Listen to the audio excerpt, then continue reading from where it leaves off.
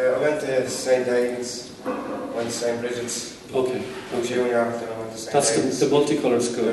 No, that's St. Aidan's Senior National School. Secondary school. Okay. You know? That's where I finished up and done my junior cert. You did junior cert in St. Aidan's, the colour school, right. How many brothers and sisters? Well, 5 brothers and 1 sister. Okay. Can you hear us all right? Yeah. Okay. Sorry. Just keep it about that. Yeah, no problem, yeah. Okay. What was life like growing up in Brookfield?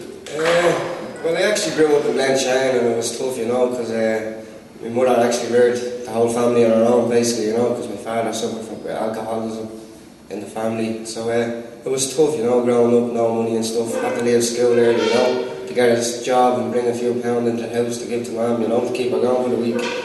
So basically it was hard, you know, there was nothing for us to do and we were just let out in the street all the time, messing about with cars, you know, getting up to all sorts, getting in trouble, you know what I mean, getting involved in crime, drugs, smoking cannabis, drinking cans, stuff, you know, that's not really normal, you know, that kind of way. It's just, you kind of get involved in these things just to get away from the house and stuff, and you kind of get into these circles, you know, that kind of way, because there's no normality in your own life, you know, at home and stuff, so you kind of can't associate with them kind of people because you feel like you're not one of them because you had none of that life experience growing up, you know, that kind of way.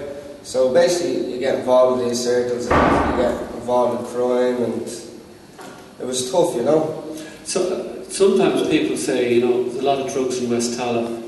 Is there a lot of drugs in West Tala? And what are the drugs? Yeah. And how do young people get into drugs? Well, basically they would start off doing deodorant or glue, you know. Deodorant? Deodorant, they would start off doing that. How many people did deodorant today? No, because they're all saints. What is deodorant? Deodorant is like Lynx, you know, and what you do is you wrap her up. Yeah, it's deodorant, you know. And what you do is you wrap a towel up. Maybe you shouldn't tell us how to do it. No, but it is. What effect does it have? Well, it affects the brain, you know. Okay. Just makes you all funny and you're just buzzing out of your head, basically, you know. Okay. It only lasts for a couple of seconds, you know, and then you're out of it again. Okay. And what's the next step then?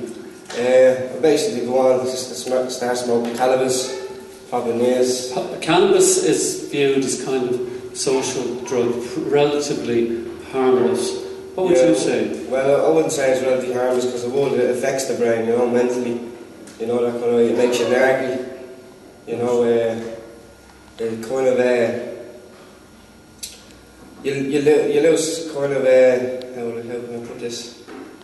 Basically, you know, thinking, you know, it's your brain. It affects your thinking. It affects your thinking and stuff, you know, and it makes you cranky and it's, you know, it does affect the brain in a bad way, you know. If you just take a little occasionally.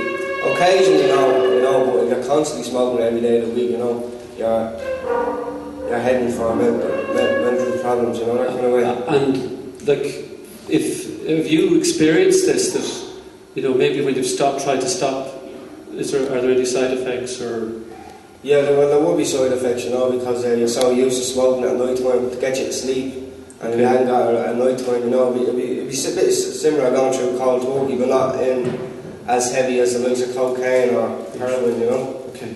So, I know you're very open about this, but did you try other drugs? I have, yeah. Well, I've tried everything bar heroin, you know, and crack cocaine. Okay.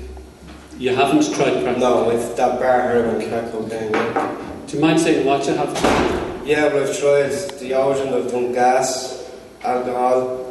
I was really heavy in alcohol for 2 years, you know, solid. And cocaine, I was addicted to cocaine for 2 years, you know. You were addicted to cocaine? I was addicted to cocaine for 2 years, I was, yeah. What was the impact on your life? Well, I felt like I was one of the boys, you know, I was going around flying out. Sorry. Yeah, carry on, you're grand, yeah. I was going around flying out my head, you know, didn't give a rat's about anybody, you know, thought I was a hard man, you know, because I was high on cocaine every day, you know, and partying basically, and going off stroking, and as I mean robbing, that's the more you word stroking, and just making people's lives hell, you know, through alcoholism and, you know, being high on cocaine. Why did you go? Why did you make these choices? Well, basically I would have started off just as trying the origin, and I would have started drinking, and then I would have been introduced to ecstasy tablets. So I would have taken ecstasy tablets at the weekends, you know, I'd be going out into the under 18s raves, and I'd be going out of my face, you know, because I was mixed in that circle, you know. So it's hard, because sometimes when you pal around with this circle, with that kind of circle, you seem to get involved in this stuff, you know, because if you're the only one not doing it, you know, you're kind of, you know, that kind of way you're kind of pushed away, you know. What would you say, what percentage of young people dabble in drugs in this community? I'd say it'd be good to 40% of children, which is between 13 and 20, you'd be dabbling with drugs, yeah. What age did it start? They'd start smoking cannabis at about 12, you know. Okay. Would they not be terrified of drugs? And why wouldn't they be? No, why they're not terrified of drugs is because they only know the good things, you know, the highs and the uppers of drugs, you know. They don't really know the view of how it affects you and how it affects the families, because they don't see it. You're young, you're testing these things, and as you do when you're young, you get mixed up and you do stupid things. Well, not everybody, but some do, you know. I mean, cocaine must cost what per day? Well, if you're using it per day, it costs you an average lad will cost you about €150. And how do you get €150? Well, you rob, you know, you make people's lives hell, you know. You probably sell drugs to feed your habit, you know. Okay. So what? Are you still dabbling in drugs? I am, no, I'm actually clean, you know. I'm clean the last 8 months, you know. I lived in Centre Park. It's based in Killinard, you know. It helps people around cocaine, because there's no treatment for cocaine, you know. It's all about motivating yourself, you know. Okay. You know, trying to keep away in the circle, all the phone numbers that you would have had, deleted all there, you know. Getting away from that, you know. What was it that triggered you to even make the first step? Well, basically what happened was I lost a brother through cocaine, you know. He overdosed on cocaine, so that was kind of a start for me, you know. So it made me think, and a lot of my friends think, you know, through my brother's death, you know, that like, hang on a minute, you know, you know, this is a disaster, you know, what we doing with our lives, you know, that kind of way. So, and plus my girlfriend just had a baby son, you know, a new baby, so that was a bit of joy to my life, and I knew I had to cop on, and, you know, because I had responsibilities, you know, so I had to go back out walking and try and make a living for myself, you know. And did a couple of your friends go with you towards camp? Well, a couple of them did, you know. Well, they actually didn't go with me, because what happened was they actually gave up everything, because I was in trouble with the law, you know. So I kind of had to link in with these people, you know, that kind of way to help me and get some counsel, get me clean and get me back on my feet, you know. So what was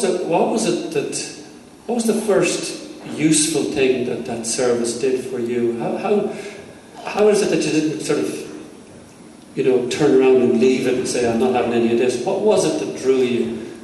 See, I was actually, what happened was the courts ordered me to go to this treatment centre at the start, you know. Why, you had a